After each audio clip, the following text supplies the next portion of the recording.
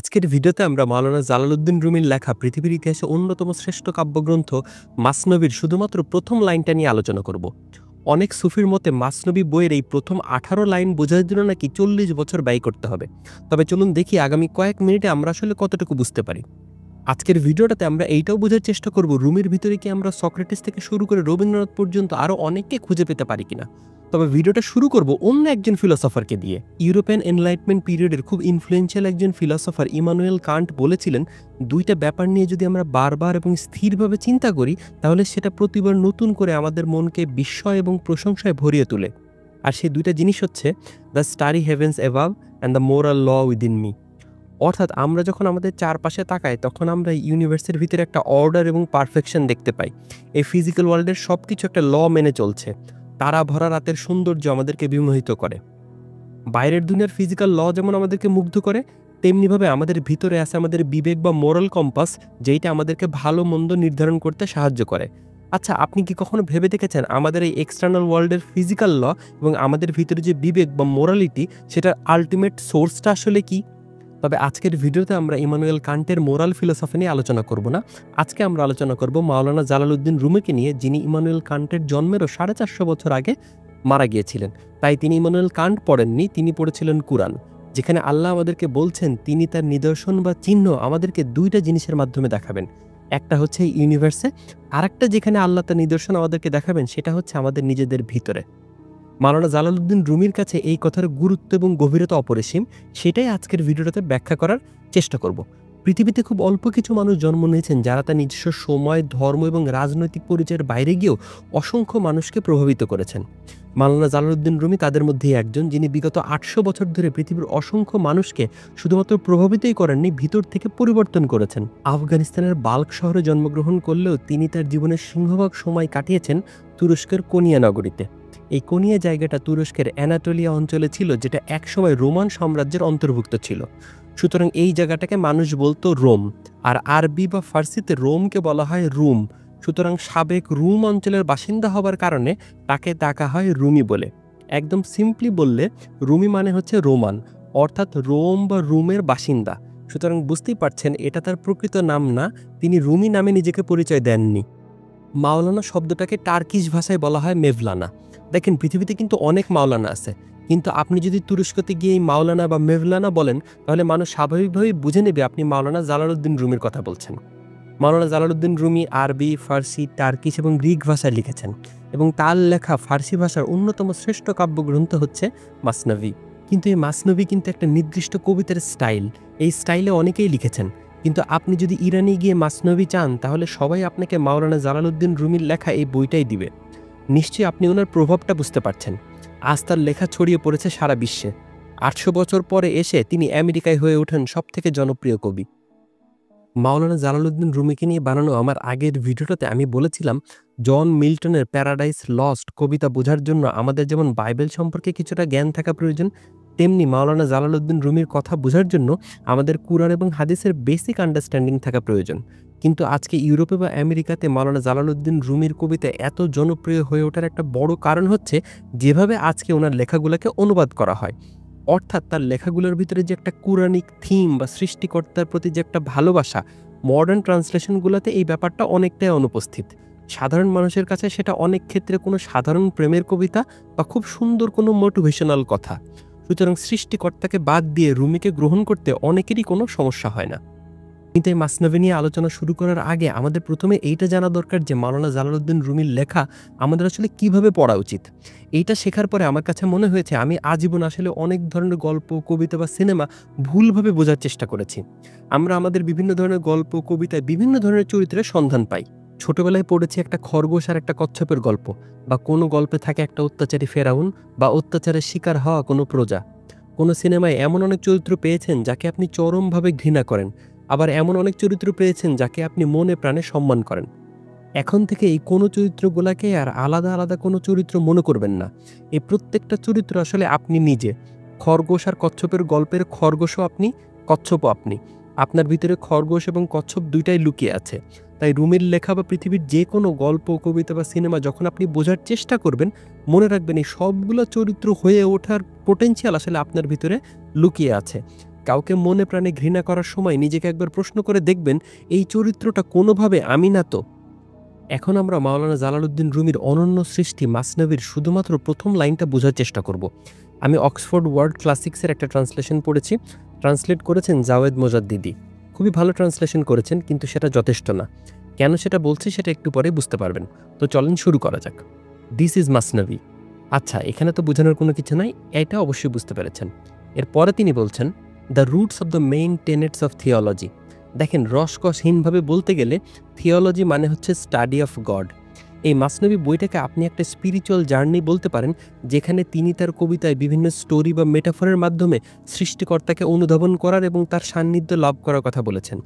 দেখেন, ট্রান্সলেশনে লেখা the roots of the main tenets of theology, এই ট্রান্সলেশনটা শুনতে কিন্তু একদমই নিরস মনে হচ্ছে, কিন্তু রুমি তার নিজের ভাষায় এই রুটস এই কথাটা কিন্তু 3 বার ব্যবহার করেছেন।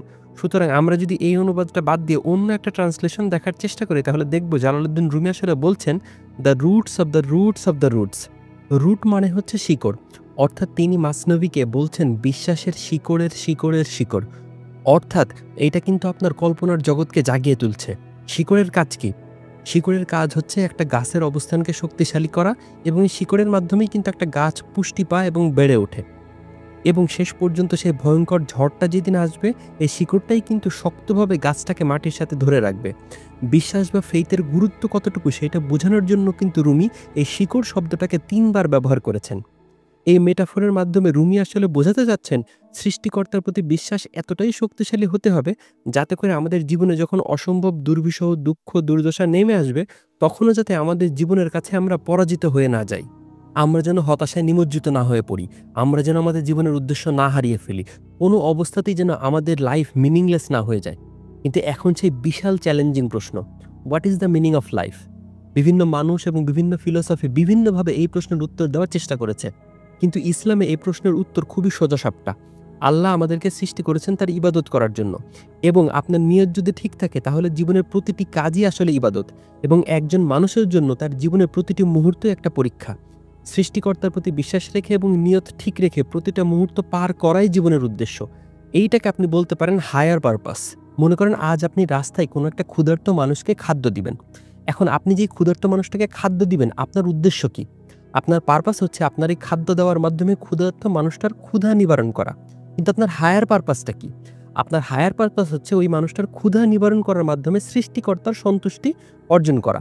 এখন ইসলাম আমাদেরকে বলে আমাদের জীবনের প্রত্যেকটা কাজেরই, সুতরাং আমাদের পুরো জীবনেরই একটা হায়ার পারপাস আছে। মনে করেন আপনি কোনো একদিন রাস্তায় কোনো একজন ক্ষুধার্ত মানুষকে খাবার দেওয়ার জন্য বাসা থেকে বের হলেন, কিন্তু কোনো একটা অ্যাক্সিডেন্টের কারণে আপনি শেষ পর্যন্ত তাকে এই খাবারটা দিতে পারলেন না। আপনার পারপাস কি ছিল? আপনার পারপাস ছিল তার ক্ষুধা নিবারণ করা, কিন্তু আপনি কি তার ক্ষুধা নিবারণ করতে পেরেছেন? না, পারেন নাই। কিন্তু আপনার যে হায়ার পারপাস ছিল, যে সৃষ্টিকর্তার সন্তুষ্টি অর্জন করা, সে হায়ার পারপাসটা কি নষ্ট হয়েছে? না, সে হায়ার পারপাস কিন্তু নষ্ট হয় নাই। সুতরাং আপনার নিয়তের কারণে আপনাকে পুরস্কৃত করা হবে। সুতরাং আপনার যে হায়ার পারপাস, আপনার হায়ার পারপাস কিন্তু আপনার লাইফের মিনিংকে ডিফাইন করে।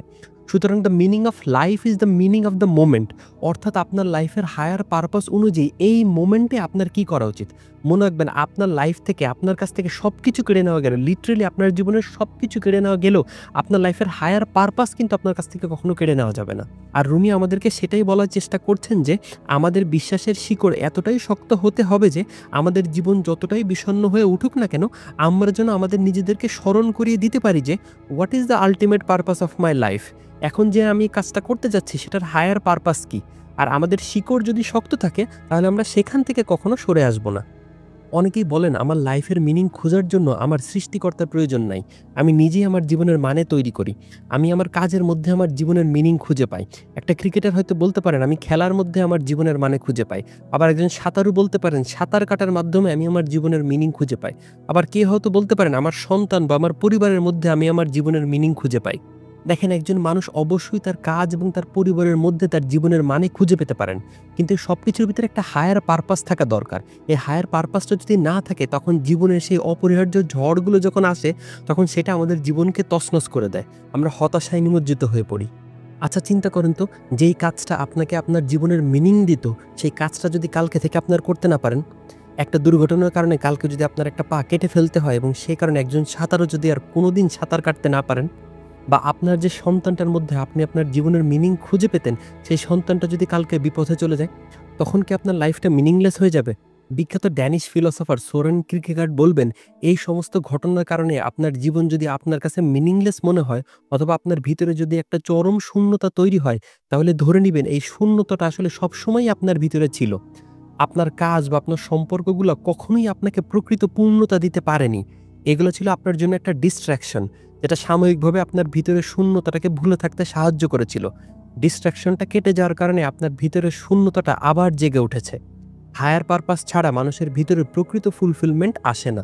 সোরেন কিরকেগার্ডকে অনেকে বলেন ফাদার অফ এক্সিস্টেন্সিয়াল ফিলসফি।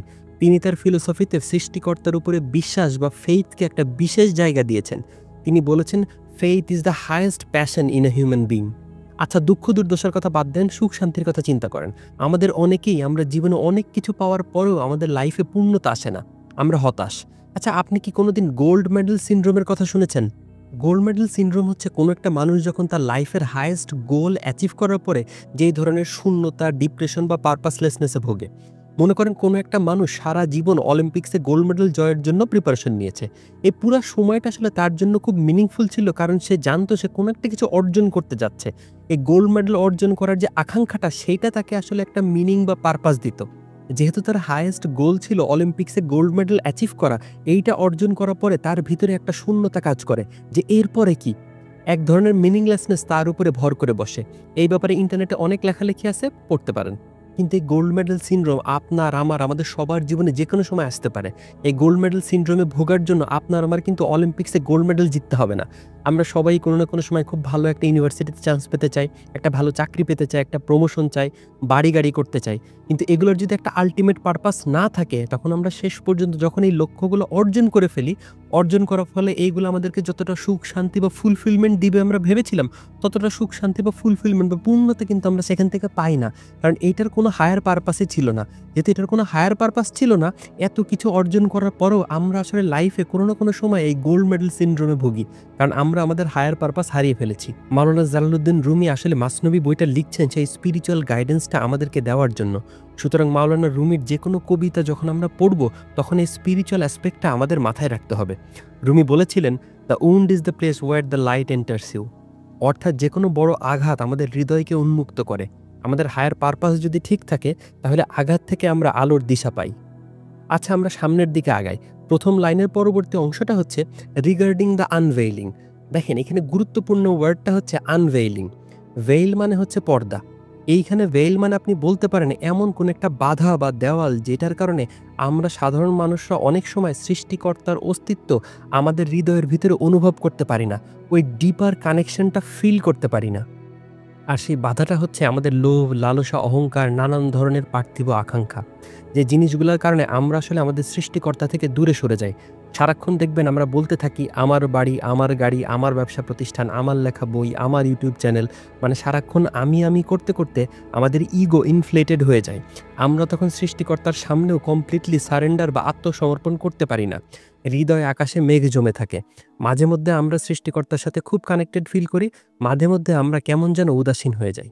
সৃষ্টিকর্তার ভালোবাসা বা ডিভাইন লাভ, যে লাভ নিয়ে রুমি সবসময় কথা বলেছেন, সেই ভালোবাসা আমরা অনুভব করতে পারি না, সেই কানেকশন আমরা ফিল করতে পারি না। দেখেন, এই সৃষ্টিকর্তা বা ডিভাইনের সাথে কানেক্টেড ফিল করার যে আকাঙ্ক্ষা, সেটা কিন্তু আমরা অন্যান্য ধর্ম বা কিছু ফিলোসফিতেও দেখতে পাই। বা আপনি রবীন্দ্রনাথ ঠাকুরের সেই বিখ্যাত গানটা শুনেছেন, মাঝে মাঝে তব দেখা পাই চিরদিন কেন পাই না, কেন মেঘ আসে হৃদয় আকাশে তোমারে দেখিতে দেয় না। এটাকে সাধারণত একটা রোমান্টিক গান হিসেবে আমরা ভেবে থাকি। আপনি রোমান্টিক গান হিসেবে এটাকে ইউজ করতে পারেন, আমার কোনো সমস্যা নেই। কিন্তু আপনার মনে কি কখনো চিন্তা এসেছে রবীন্দ্রনাথ এখানে আসলে চিরদিন কার দেখা পান না বলতে চাচ্ছিলেন?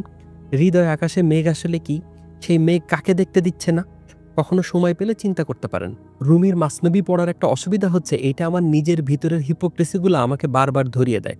মাসনবী নিয়ে যখন এই ভিডিওতে কথা বলছি, তখন আমার কাছে বারবার মনে হচ্ছে এই জিনিসগুলোতে আমি নিজেও কমপ্লিটলি ফলো করি না। যেমন আমার ভিডিওতে যখন কেউ আমার কোনো প্রশংসা করে, তখন সেটা আমার ইগোকে বুস্ট করে। কিন্তু আমি আমার এই চ্যানেলটাকে যদি প্রকৃতপক্ষে কমপ্লিটলি একটা হায়ার পারপাসের সাথে কানেক্ট করতে পারতাম, তাহলে কিন্তু এই লাইক, কমেন্ট, শেয়ার, ভিউ এগুলো কোনো কিছুই আমাকে প্রভাবিত করতে পারতো না। হযরত ইমাম গাজ্জালী যখন তার ক্যারিয়ারের সম্মান, সুনাম, ক্ষমতা ও জ্ঞানের একটা উচ্চ স্থানে অবস্থান করছিলেন, তখন হঠাৎই তার ভিতরে এই উপলব্ধি আসে যে, এই যে আমি এত কিছু করছি, আমি এই সবকিছু কি আসলেই আল্লাহর জন্য করছি? নাকি আমি আমার নিজের সুনাম এবং সম্মানের জন্য করছি? দেখেন, আমাদেরকে কেউ যখন চিনে, জানে, প্রশংসা করে বা আমরা যখন কোনো ক্ষমতার অধিকারী হই, এইটার কিন্তু অন্যরকম একটা নেশা আছে। আমাদের ভিতরে আস্তে, আস্তে অহংকার জন্ম নিতে থাকে। আমরা ভুলে যাই যে আমাদের আইডেন্টিটি কি। আমরা নিজেদের পরিচয় তখন আর ঠিকমতো দিতে পারি না। আপনি আপনার আশপাশের কাউকে যদি জিজ্ঞেস করেন তার পরিচয় কি বা সে কি, তাহলে সে প্রকৃতপক্ষে কি সেটা না বলে সে বলা শুরু করবে তার কি, কি আছে। আমি কোন কোম্পানির ম্যানেজার, আমি কোন ব্যবসা প্রতিষ্ঠানের মালিক, আমার কোথায় কয়টা বাড়ি আছে, আমার চ্যানেলে কতগুলো ফলোয়ার, ইত্যাদি, ইত্যাদি। সো আমি আসলে কি সেইটা ভুলে গিয়ে আমার আসলে কি আছে সেইটাকে আমরা আমাদের নিজেদের পরিচয় মনে করি। আর সেভাবেই আমাদের সৃষ্টিকর্তার সাথে দূরত্ব শুরু হয়। এবং রুমি বলবেন, এখান থেকে মুক্তি পাওয়ার উপায় হচ্ছে সেই ডিভাইন লাভ। এই ভালোবাসা বা লাভ হচ্ছে সেই আগুন যেটা আমাদের ভিতরে জ্বালিয়ে পুড়িয়ে আমাদের ভিতরে সৃষ্টিকর্তার প্রতি ভালোবাসা ছাড়া আর কোনো কিছুই রাখবে না। আমাদের সোল পিউরিফাই হবে। প্রথম লাইনের শেষ অংশটা হচ্ছে of the secrets of certain knowledge and union. দেখেন, এখানে ইম্পর্টেন্ট ওয়ার্ডটা হচ্ছে সিক্রেটস, অর্থাৎ বহুবচন। এইটার জন্য তিনি যে শব্দটা ইউজ করেছেন সেটা হচ্ছে আসরার। আসরার ওয়ার্ডটা আগে শুনেছেন তো, তাই না? আল্লামা ইকবালের যেমন একটা বিখ্যাত বই হচ্ছে আসরারি খুদি, মানে the secrets of the self. আসরার হচ্ছে প্লুরাল আর সিঙ্গুলার হচ্ছে সের। সুতরাং সের মানে হচ্ছে সিক্রেট। কিন্তু ওই সময়কার সুফিদের কাছে বা সুফি ট্রেডিশনে সের মানে হচ্ছে মানুষের অন্তরের সবথেকে ভিতরের যে জায়গাটা বা দ্য ইনার মোস্ট লেয়ার, যেটাকে তারা মনে করেন পৃথিবীর সবথেকে বড় সিক্রেট বা রহস্য। সেই জন্য ওই সময়কার সুফিদের কাছে খুব গুরুত্বপূর্ণ একটা কথা ছিল, মান আরাফা নাফসাহু ফাকাদ আরাফা রাব্বাহু, he who knows himself knows his lord. বিখ্যাত ফিলসফার সক্রেটিস তার ফিলোসফিতে যেই থিমটাকে সবথেকে বেশি প্রমোট করেছেন সেটা হচ্ছে নো দাই সেলফ, যেটা সিম্পলি মিন করে নো ইয়োর সেলফ, অর্থাৎ নিজেকে জানো। সক্রেটিসের প্রায় ২৫০০ বছর পরে এসে আজকে আমরা কতটা নিজেকে বুঝতে শিখেছি, জানতে শিখেছি। আজকের দিনে আমাদের খুব প্রচলিত একটা মোটিভেশনাল কথা হচ্ছে বি ইয়োর সেলফ। আরে ভাই, আমি যদি নাই জানি আমি কি, আমি তাহলে সেটা কিভাবে হব? আজকের দিনে আমার যখন যা খুশি সেটাই আমি করব, এটাই অনেকটা বি ইয়োর সেলফ। এটা কেমন নিজেকে জানা হইল? মাসনবী একটা অসাধারণ বই, আপনি যদি নিজেকে জানতে চান এবং সেখান থেকে একটা স্পিরিচুয়াল গাইডেন্স পেতে চান। কিন্তু ওই শুরুতে যেটা বলেছিলাম, রুমির যেকোনো কবিতা পড়ার সময় মাথায় রাখবেন যে প্রত্যেকটা চরিত্র কিন্তু আপনি। সেটা হতে পারে একটা বাঁশের বাঁশি, সেটা হতে পারে একটা রাজা বা হতে পারে একটা ডাক্তার। এই প্রত্যেকটা চরিত্রই আসলে আপনার ভিতরে লুকিয়ে আছে, আপনার মতো করে সেগুলোকে উপলব্ধি করতে হবে। মাওলানা জালালউদ্দিন রুমিকে নিয়ে আলোচনা করতে গিয়ে আমি আজকের ভিডিওতে আরও অন্যান্য যেসব মানুষের কথা নিয়ে এসেছি, আমি কিন্তু কোনোভাবেই এটা বলতে চাইনি তাদের সবার জীবন দর্শন একদম পুরোপুরি একরকম ছিল। না, তাদের প্রত্যেকেরই আলাদা জীবন দর্শন ছিল। আমি শুধুমাত্র ছোট, ছোট কিছু সাদৃশ্য বা মিল আপনাদের সামনে তুলে ধরার চেষ্টা করেছি। এবং মাসনবী বইয়ের প্রথম লাইনটা আমি আমার ভাষায় ব্যাখ্যা করলাম। ব্যাখ্যা করার মাধ্যমে রুমির যেকোনো লেখা পড়ার সময় আপনাদের যে জিনিসগুলো মাথায় রাখা উচিত তার অল্প কিছু জিনিস আপনাদের সামনে তুলে ধরার চেষ্টা করলাম। কোনোভাবেই আমার ব্যাখ্যা পূর্ণাঙ্গ ব্যাখ্যা না। মাওলানা জালালউদ্দিন রুমি তার মাসনবী বইয়ের শুরুর দিকে বিখ্যাত গ্রিক ফিলসফার প্লেটোর কথা উল্লেখ করেছেন। মাওলানা জালালউদ্দিন রুমি তো বিভিন্ন সময় ডিভাইন লাভের কথা বলেছেন, কিন্তু ফিলসফার প্লেটোর কাছে ভালোবাসা আসলে কি? আমার মতে ভালোবাসার উপরে অন্যতম সেরা ফিলোসফির বই হচ্ছে প্লেটোর সিম্পোজিয়াম। আচ্ছা, আপনি প্লেটোনিক লাভ কথাটা শুনেছেন তো, তাই না? সক্রেটিস এবং প্লেটোর চোখে ভালোবাসা আসলে কি? সোলমেট বলে কি আসলেই কোনো কিছু আছে? এই প্রশ্নগুলোর উত্তর আগামী ভিডিওতে আলোচনা করার চেষ্টা করব। তবে আগামী ভিডিওটা পুরোপুরি বোঝার জন্য আমি রেকমেন্ড করব আমার বানানো প্লেটোর দুনিয়া এই ভিডিওটা দেখে রাখার জন্য। আর আজকের ভিডিওটা আপনার কাছে কেমন লাগলো সেটা অবশ্যই কমেন্ট করে জানাবেন। দেখা হবে পরের ভিডিওতে। ভালো থাকবেন।